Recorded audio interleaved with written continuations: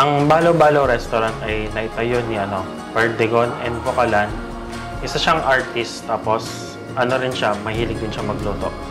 Tsaka si Luz Bimin Bocalan, isang high school teacher. So, nung 1982, nakakuha sila ng property dito along highway ng Angono, Rizal.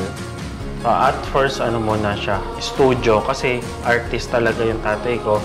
Yung mga bisita niya, dito niya dinadala. Kaya lang, pinagluluto niya. So, yun.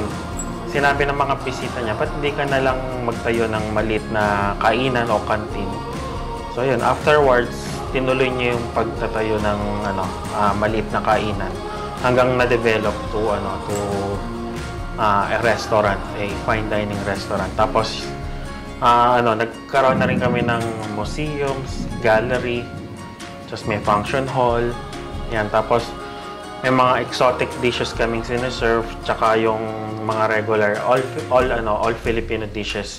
Lalong-lalo na yung mga dishes sa Rizal, sa Angono, tapos yun mga buro, balaw-balaw. Ayan, kasi staple food siya dito. So sana pumunta po kayo rito sa Balo-Balo Restaurant, Angono, Rizal, tapos i-like yung aming page, Balo-Balo Restaurant po. So yun.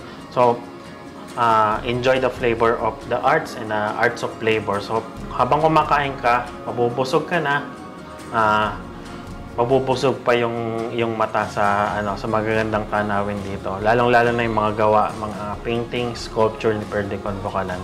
So, maraming salamat po. Sana pumunta po kayo.